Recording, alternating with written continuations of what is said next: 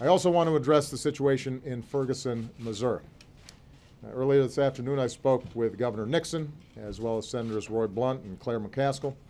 I also met with Attorney General Eric Holder. The Justice Department has opened an independent federal civil rights investigation into the death of Michael Brown. They are on the ground, and along with the FBI, they are devoting substantial resources to that investigation. The Attorney General himself will be traveling to Ferguson on Wednesday to meet with the FBI agents and DOJ personnel conducting the federal criminal investigation, and he will receive an update from them on their progress. He will also be meeting with other leaders in the community whose support is so critical to bringing about peace and calm in Ferguson.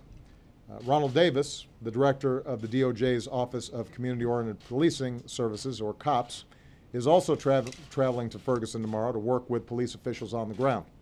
We've also had experts from the DOJ's Community Relations Service working in Ferguson since the days after the shooting to foster conversations among local stakeholders and reduce tensions among the community. So let me close just saying a few words about the tensions there. We have all seen images of protesters and law enforcement in the streets. It's clear that the vast majority of people are peacefully protesting.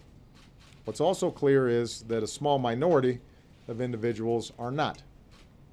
While I understand the passions and the anger that arise over the death of Michael Brown, giving into that anger by looting or carrying guns and even attacking the police only serves to raise tensions and stir chaos. It undermines rather than advancing justice. Let me also be clear that our constitutional rights to speak freely, to assemble, and to report in the press must be vigilantly safeguarded, especially in moments like these. There's no excuse for excessive force by police or any action that denies people the right to protest peacefully. Ours is a nation of laws for the citizens who live under them and for the citizens who enforce them. So to a community in Ferguson that is rightly hurting and looking for answers, let me call once again for us to seek some understanding rather than simply holler at each other. Let's seek to heal rather than to wound each other. As Americans, we've got to use this moment to seek out our shared humanity that's been laid bare by this moment. The potential of a young man and the sorrows of parents, the frustrations of a community, the ideals that we hold as one united American family. I've said this before, in too many communities around the country, a gulf of mistrust exists between local residents and law enforcement. In too many communities, too many young men of color are left behind and seen only as objects of fear. Through initiatives like My Brother's Keeper, I'm personally committed to changing both perception and reality. And already we're making some significant progress as people of goodwill of all races are ready to chip in. But that requires that we build and not tear down. And that requires we listen and not just shout. That's how we're going to move forward together, by trying to unite each other and understand each other and not simply divide ourselves from one another. We're going to have to hold tight to those values in the days ahead. That's how we bring about justice, and that's how we bring about peace.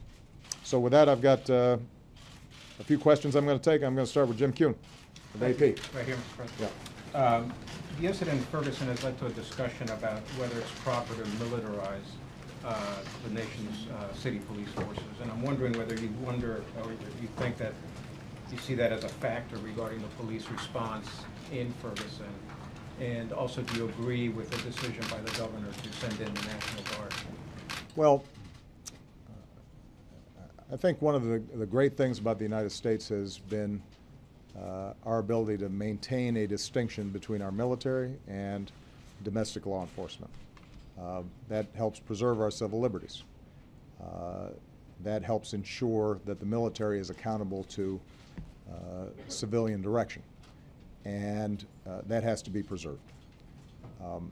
After 9/11, I think understandably a lot of folks saw local communities that were ill-equipped for a potential catastrophic terrorist attack.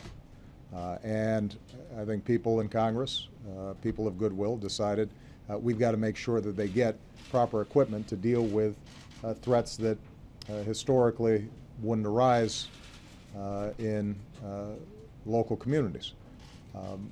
And some of that's been useful. I mean, some law enforcement didn't have radios that they could operate effectively in the midst of a disaster. Some communities needed to be prepared if, in fact, there was a chemical attack, and they didn't have hazmat suits. Having said that, I think it's probably useful for us to review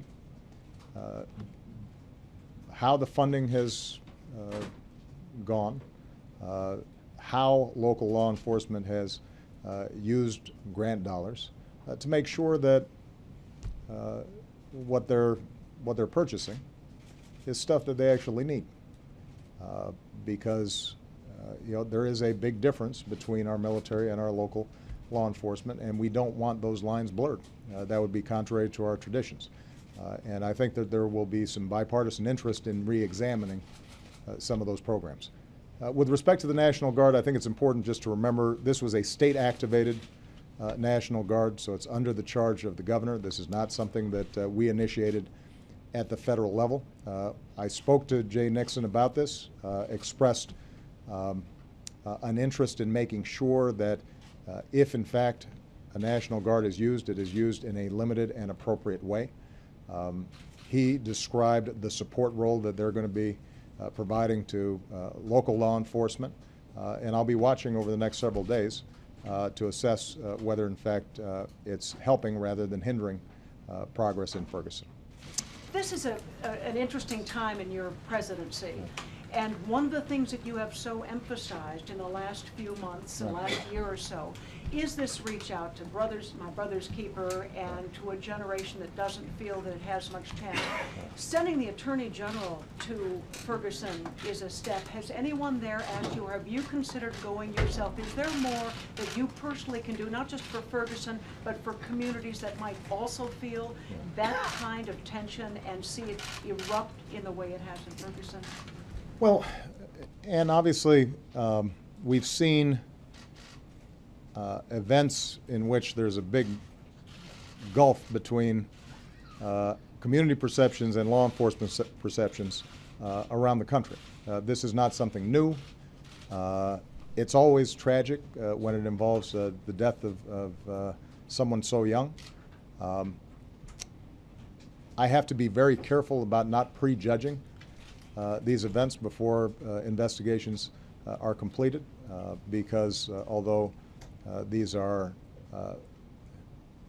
issues of local jurisdiction, the DOJ works for me, and when they're conducting an investigation, I've got to make sure that I don't look like I'm putting my thumb on the scales one way or the other. So it's hard for me to address a specific case beyond making sure that it's conducted in a way that isn't transparent, where there's accountability, where people can trust the process, hoping that as a consequence of a fair and just process, you end up with a fair and just outcome. But as I think I've said in some past occasions, part of the ongoing challenge of perfecting our union has involved dealing with communities that feel left behind, who, as a consequence of tragic histories, often find themselves isolated, often find themselves without hope, without economic prospects. You have young men of color in many communities who are more likely to end up in jail or in the criminal justice system than they are in a good job or in college. And part of my job that I can do, I think, without any potential conflicts, is to get at those root causes. Now, that's a big project.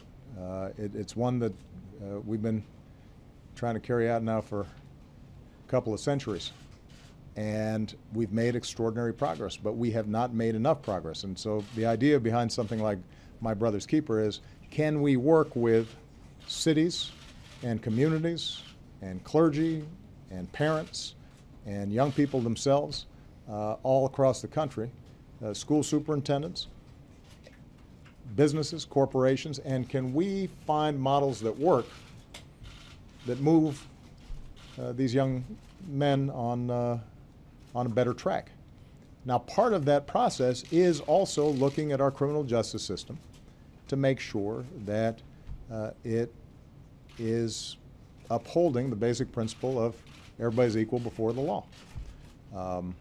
And one of the things that we've looked at during the course of where we can make, during the course of investigating where we can make a difference, is that there are patterns that start early. Young African American and Hispanic boys tend to get suspended from school at much higher rates than other kids, even when they're in elementary school.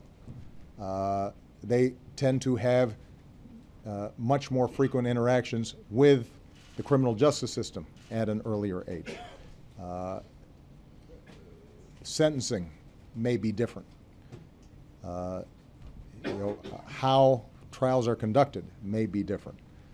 And so one of the things that we've done is to include Department of Justice in this conversation under the banner of My Brother's Keeper, to see where can we start working with local communities to inculcate more trust, more confidence in the criminal justice system. And I want to be clear about this because sometimes I think there's confusion around these issues, and this dates back for decades. There are young black men that commit crime, and we can argue about why that happened because of the poverty they were born into, or the lack of opportunity, or school systems that failed them, or what have you. But if they commit a crime, then they need to be prosecuted because every community has an interest in public safety. And if you go into the African American community or the Latino community, some of the folks who are most intent on making sure that criminals are dealt with are people who've been preyed upon by them. So this is not an argument that there isn't real crime out there and that law enforcement doesn't have a difficult job, and that they have to be honored and respected for the danger and difficulty of law enforcement. But what is also true is that given the history of this country, where we can make progress in building up more confidence, more trust, making sure that our criminal justice system is acutely aware of the possibilities of disparities in treatment. There are safeguards in place to avoid those disparities, where training and assistance is provided to local law enforcement who may just need more information in order to avoid potential disparity. All those things can make a difference. One of the things I was most proud of when I was in the state legislature, way back when I had no gray hair and none of you could pronounce my name, was I passed legislation requiring videotaping of interrogations and confessions, and I passed legislation dealing with racial profiling in Illinois. And in both cases, we worked with local law enforcement, and the argument was that you can do a better job as a law enforcement official if you have built up credibility and trust. And there's some basic things that can be done to promote that kind of trust. And in some cases, it was just a lack of information. And we want to make sure that we get that information to law enforcement. So there are things that can be done to improve the situation. But short term, obviously, right now, what we have to do is to make sure that the cause of justice and fair administration of the law is being brought to bear in Ferguson. In order to do that, we've got to make sure that we are able to distinguish between peaceful protesters who may have some legitimate grievances and may be long-standing grievances, and those who are using this tragic death as an excuse to engage in criminal behavior and tossing Molotov cocktails or looting stores.